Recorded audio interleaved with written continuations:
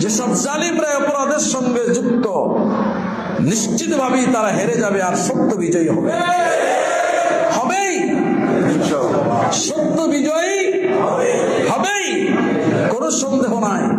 একজন হাদি শাহাদাত বরণ করে তার দেহ থেকে যে রক্ত বেরিয়েছে, এই রক্তের প্রতিটি ফোঁটা পাহাড়ের চাইতেও বেশি শক্তিশালী হয়ে লক্ষ কোটি যুবকের কলিজার মধ্যে জায়গা করে নেয়।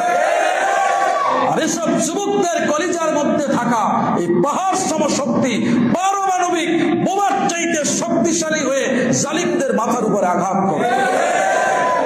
শরীফ উসমান হাদি শহীদ হয়েছেন, তাই না?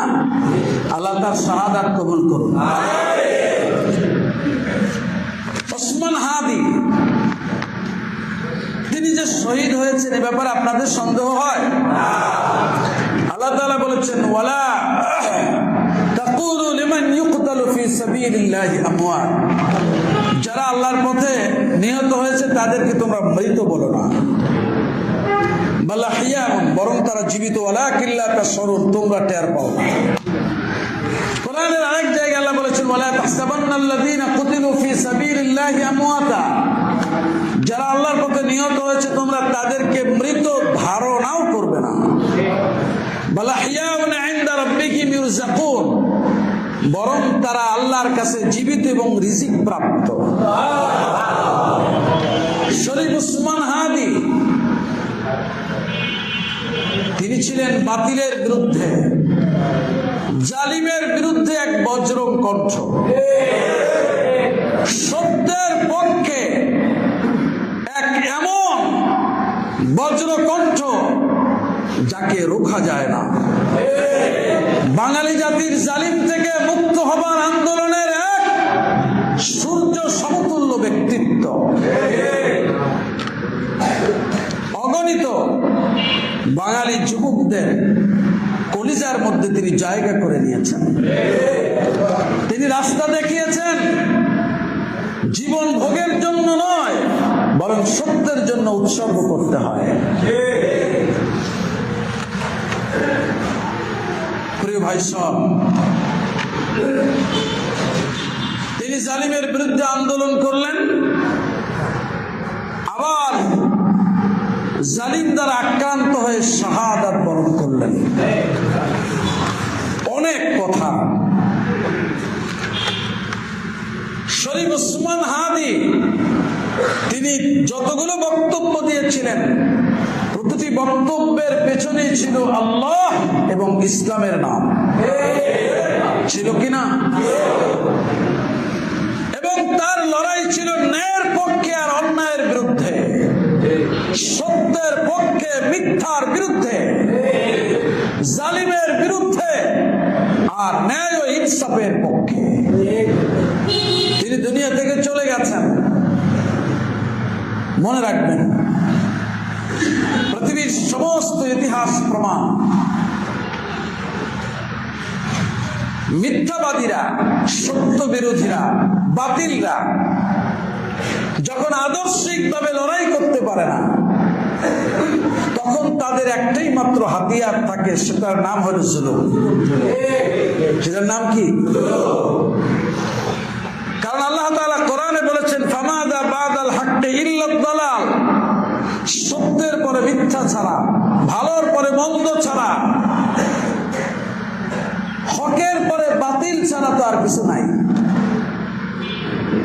তাহলে যখনই স্বৈরাচার, জালিম, অন্যায়কারীরা সত্যপন্থীদের সাথে আদর্শ দিয়ে লড়াই করতে পারে না তখন একটা মাত্র পথ আছে, সেইটাই তারা বেছে নেয়, চিরদিন নিয়েছে। কি সেটা? জুলুম। সত্যপন্থীদেরকে নির্মূল করার জন্য পাশবিকতার রাস্তা অবলম্বন করা। পাশবিকতা বললেও চলে না, পশুরাও এত জঘন্য না, ঠিক এই জালিমরাও তাই করলো। কিন্তু প্রিয় মুমিন ভাইরা মনে রাখবেন, সত্যকে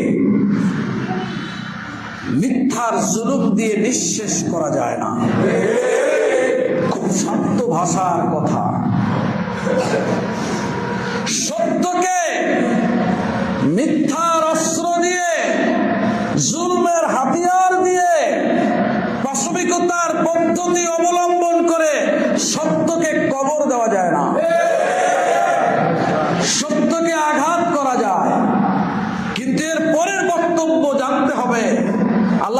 বলছেন বাল নাকদিবু বিল হাক্কি আলাল বাতিল ফায়াদমাগুহু ফাইদা হুয়া যাহিক।